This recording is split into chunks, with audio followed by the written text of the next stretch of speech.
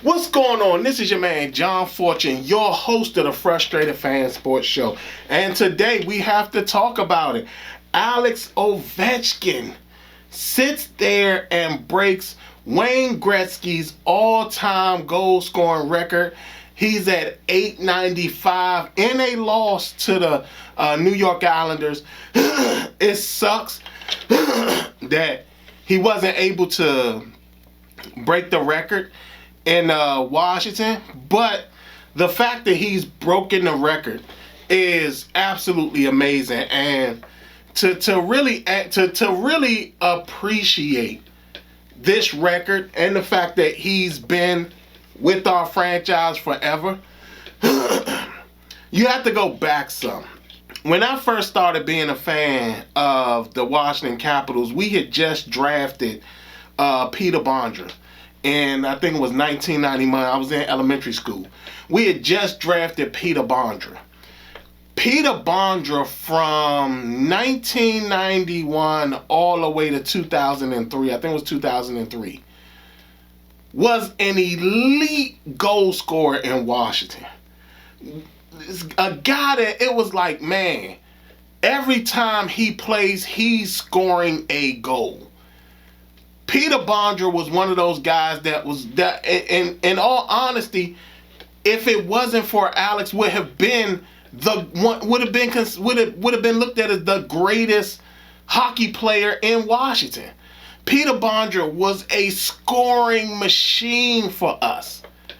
And it was one of those things where it was like, man, you know, we can't let him get away from us. You know, like, oh my God, like, if Peter Bondra goes away, man, we're gonna suck. And understand, there were times where we really did suck with Peter Bondra on our team. But when you really analyze it and you think about it, like, that was like, he was just he was also like one of those phenom, because I think he's Slovakian, but he was one of those phenom scorers that just every time he got the puck, he was scoring a goal. And then 2003 rolls around. And Washington was pretty bad that year. But what I remember the most was that I think they traded Peter Bondra away. I think they traded him away or he left through free agency. I can't remember. But I remember as a fan feeling like, oh my God, we're never going to find a player like that again. Like, we'll never find a guy who's an elite goal scorer like that again. It's going to be impossible for us to stick with Pittsburgh, who has Jaromir Jagr, who at the time was also another elite goal scorer. And it just, I remember always feeling like so bothered by, like, man, what we gonna do? We ain't got Peter Bondra. What are we gonna do? And then the 2004 draft happens. And in that 2004 draft, we get Alex Ovechkin. Now, at the time, the internet and all that wasn't quite as good as it is now. Because we only knew about him being good, but that was all stuff that people were hearing from across seas and from Russia and things like that. So we didn't really know how great this guy really was. And then he played his first game. And then it was like, oh, hold up. We might have a guy who is actually going to replace Peter Bondra. And at the time, I think most people probably don't remember this, but Peter Bondra at the time, I think he was like a 30-something a season goal scorer. Like, I remember Peter Bondra was scoring some goals. Like, he would end up, I remember Peter Bondra will always end up either the lead or almost at the lead when it came to the goal scoring lead, the most goals in the season. So I do remember that a lot. But and like I said, for me it goes back to Peter Bondra. You know, like I really, when Peter Bondra was gone from us, I really thought that we were never going to replace his elite goal scoring. I was like, man, we'll never find another player like that. And you talking about in 2004, the 2004 draft, we draft Alex Ovechkin. Alex Ovechkin has been with us his entire career. And most people probably don't know this as well. Alex Ovechkin, I think, if I can remember, I think he was the first $100 million player in the league. I mean, he signed an 11-year deal with us at the time. And I remember when everybody was talking about him coming up for free agency, everybody was talking about the fact that he may leave Washington. And then he blew everybody away by not only staying in Washington, but signing an 11-year deal to stay in Washington. Blew everybody away. But it wasn't only him. During that time period from 2004 to 2012, George McPhee had did a absolutely fantastic job with drafting. I mean, you're talking about the team that Alex Ovechkin is currently on is like maybe the third or fourth iteration of the team that he started with. You're talking about, and not only that, this isn't even his most talented group. Like his most talent, one of his most talented groups, John Carlson was one of the second line defenders.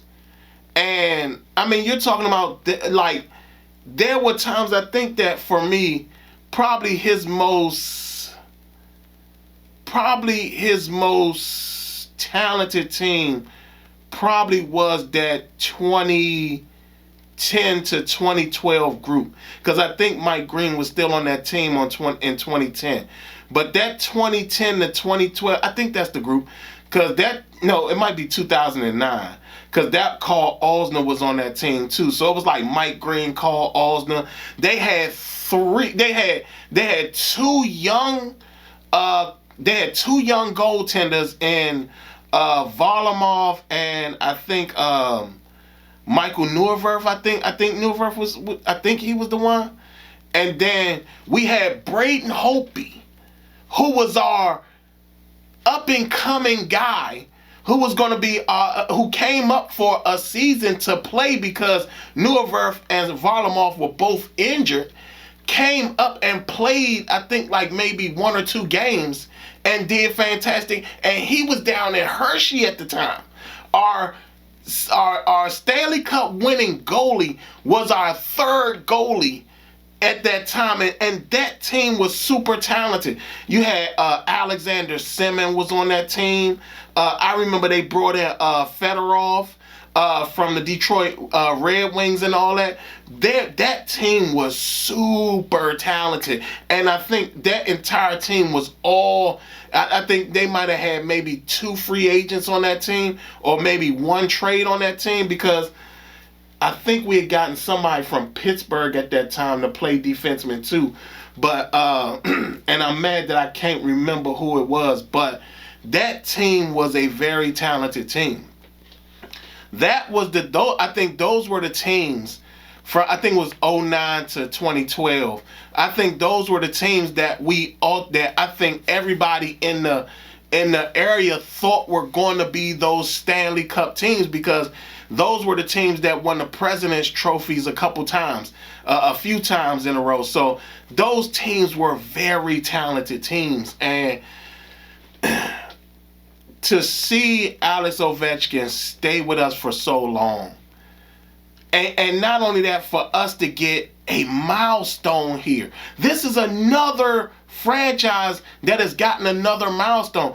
Understand that a lot of people that don't know, way back in the day with the Washington Bullets, Wes Unseld won the rookie. I think he won the Rookie of the Year and the NBA MVP that season. Like, that's unheard of a rookie winning both the Rookie of the Year and League MVP. I don't think I'm wrong about that, because I think that he did do that. I think he won Rookie of the Year and League MVP his rookie season, Wes Unseld.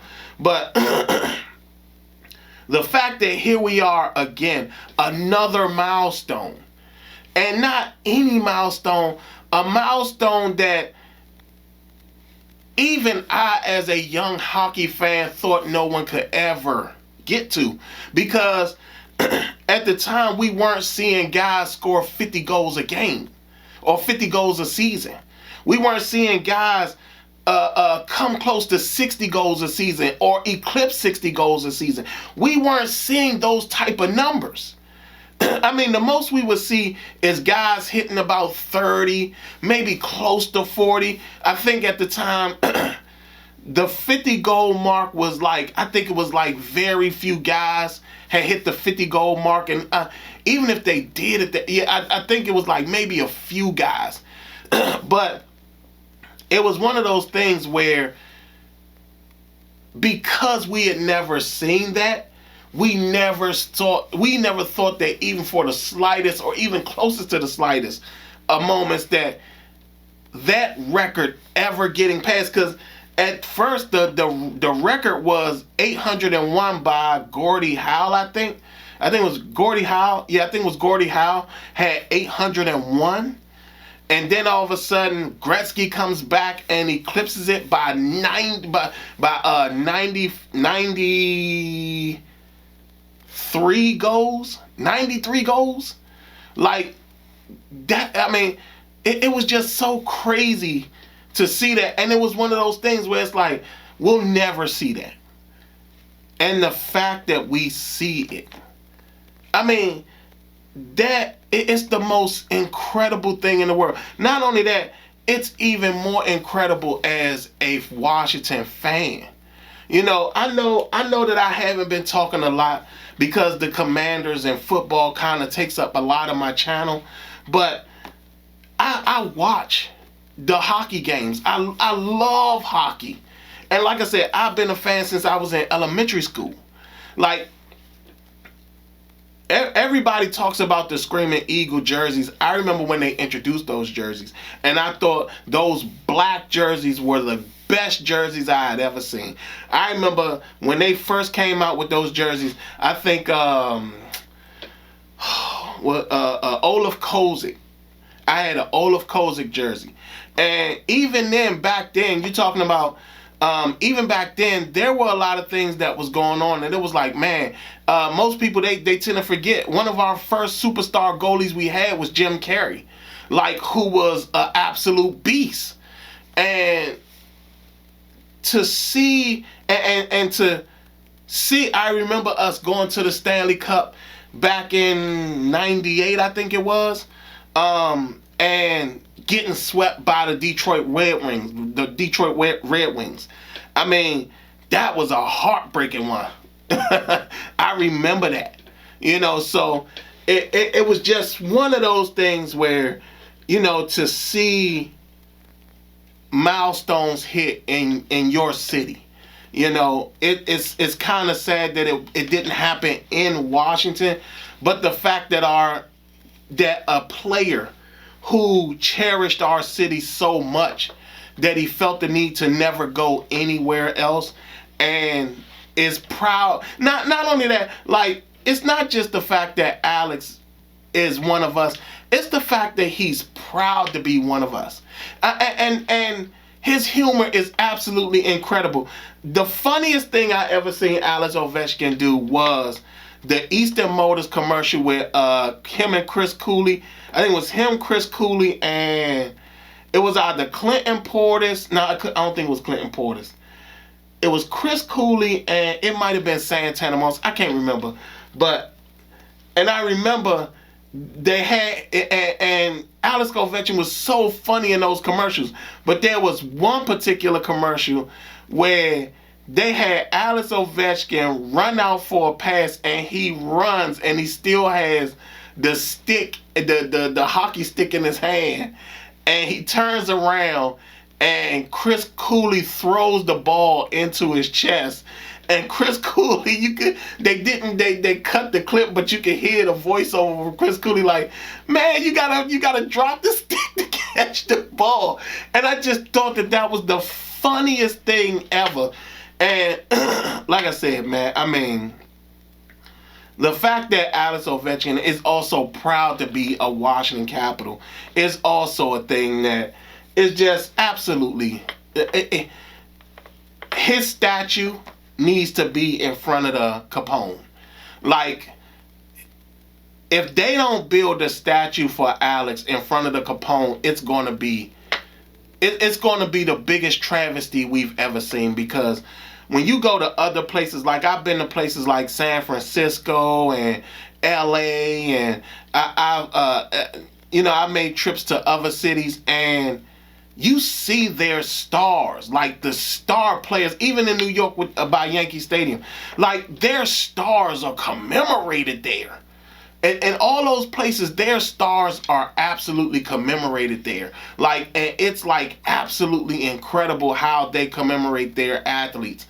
And for us, we don't have that. We don't have not one athlete that is commemorated in the way that like a Barry Bonds is commemorated in San Francisco, or the way that Kobe Bryant or Michael Jordan are. Like, we don't have that. But now we finally got that. And Alex Ovechkin, we got a guy that can be commemorated to the point at where it's like his statue is like, yes, this is the greatest goal scorer ever, and this was the guy who's been a Washington Captial forever. His jersey will go in the rafters the day he retires. And to be quite honest, I will say this, with this team being where they are now, where I think they're first in the Eastern Conference, and there's a strong chance that they could win the cup. If they win the cup, I think Alex is gone this season. I think this is his final. I think that he will leave. They win the Stanley Cup, he's out. And I don't think he's out because I also think he wanted to break the goal record this year, because I think he does have the mentality that it's time for him to go. Because his man, the guy who he went up there and drafted for them in 2005, Nicholas Backstrom, is pretty much, he's retired now. I think Mike Green is retired. I don't know if Carl Osner has retired yet. I think Varlamov is still playing. I think Michael Neuwirth is out. I can't remember everybody. That's the sad part about it. Alexander Semin, I think he's out of the league at this point. But either way, like, it's just great to see Alex Ovechkin achieve the things that he's achieved, and basically do it in a Washington. Like, I remember as a fan always seeing milestones accomplished by other players. Like, do y'all know that even Doug Williams doesn't have a statue in Washington? You know, being as though he went through what he did, and, you know, the touch of class and all that time. Doug Williams didn't even have a statue. Like, that's crazy. Even though I do think that silhouette that's in front of FedEx Field, I think that's Doug Williams' silhouette, but I could be wrong. But I think it's Doug's silhouette. I don't know. But still, it's just one of those things where it's proud to be, I'm proud to be a Washington Capitals fan, and I'm proud that Alex Ovechkin has done it for us.